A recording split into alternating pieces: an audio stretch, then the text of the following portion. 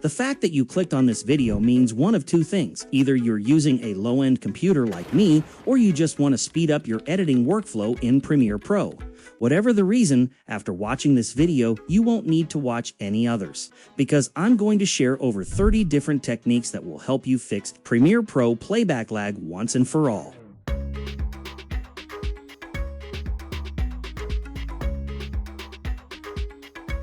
You can start with this simple and easy steps, which is to keep Creative Cloud and Premiere Pro up to date, as older versions can significantly slow down performance. Next tips is to open only frequently used panels, which means close all these panels, especially Lumetri scopes. Now, let's begin with the techniques related to the timeline.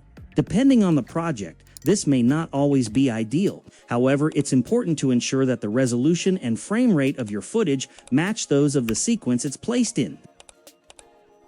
The good news is that it's easy to fix. Simply drop a video clip into an empty timeline. Now, if you head over to Sequence menu under Sequence Settings, you'll notice that Premiere Pro automatically creates a new sequence with matching settings. Under Same Sequence Settings, you can change your video preview settings. ProRes 422HQ is a solid choice for previews as it offers excellent quality and efficient decoding, reducing playback lag on H.264 footage during editing. But if you don't want maximum quality, then you can go with the ProRes 422LT. If possible, you can shoot your video using the ProRes codec. ProRes runs very smoothly in Premiere Pro, but if your camera doesn't support it, with Media Encoder, you can easily convert your footage. I'm assuming you have a dedicated GPU to enable GPU acceleration. Go to the File menu, select Project Settings, and then choose General. Under Renderer, select the appropriate option. GPU Accelerated Previewing may appear under different names depending on your graphics card. For NVIDIA GPUs, select CUDA, and for AMD GPUs, OpenCL. To create proxies, within that same project settings under Ingest Settings,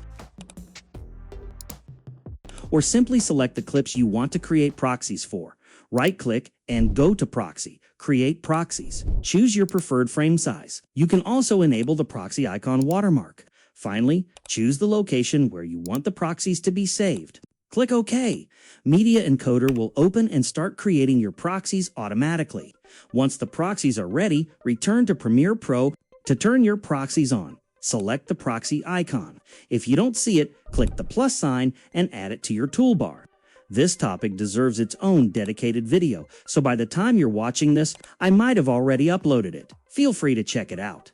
Every track on your timeline uses CPU resources to render, which can negatively affect performance. To improve playback, you can disable clips you're not currently working on. Simply select the clips, right-click, and uncheck Enable. Alternatively, you can press Shift+E to quickly toggle clips on and off. This helps free up system resources and makes editing much smoother. Make sure you're using a lower playback resolution. You can change this by going to the bottom right corner of the program monitor. By default, it's set to full, but you can switch it to half, quarter, or sometimes 1/16 as well. The best part is, this doesn't affect your export quality at all. It only lowers the quality while you're editing, which makes playback much smoother. Rather than directly adding effects onto the clips, always use Adjustment Layer. This is a lot easier than having effects on every clip where you're going to have to go and disable every effect individually on every clip. I'm applying few effects such as Warp Stabilizer, Lumetri Color, and Gaussian Blur. If you're using Warp Stabilizer and Lumetri Color, make sure to stack your effects in the right order. Warp Stabilizer on top, Lumetri Color second, and other effects underneath. If you're applying multiple effects to your clips and you're already happy with how they look, you can use Global FX Mute to temporarily turn them off and boost performance. You can find this option in the button editor. Just click the plus icon, then drag and drop Global FX Mute into the button group. Once it's added, you can easily enable or disable all effects on the timeline with a single click.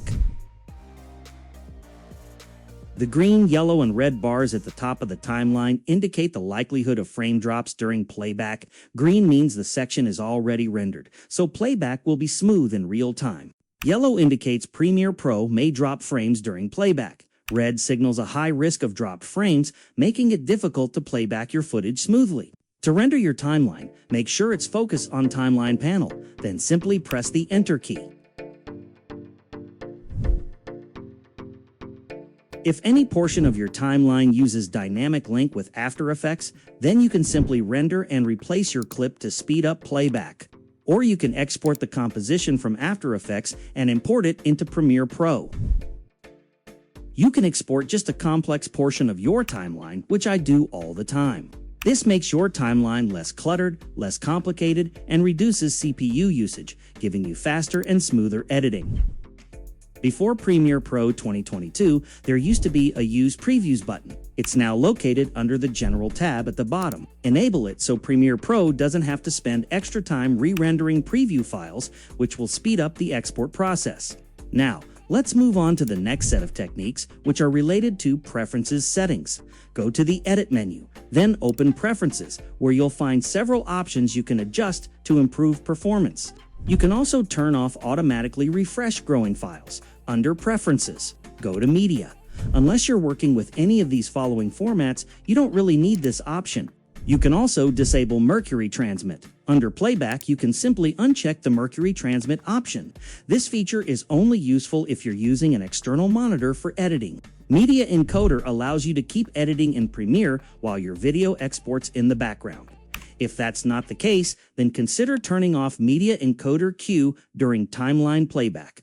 You can allocate more memory to Premiere Pro to make it run faster. Under Memory, increase the memory available for Premiere Pro. Also, make sure to set Optimize Rendering for performance. This is a downside because Autosave is constantly saving your project, and frequent saves can sometimes slow down your machine. It's important to clean your cache files regularly. Under Media Cache, where you'll find a Delete button that lets you remove cached files, if you don't want to do this manually, you can set the cache to delete itself automatically, either after it reaches a certain size or after a specific amount of time. Another tip is to actually delete the preview files of older projects that you aren't using anymore.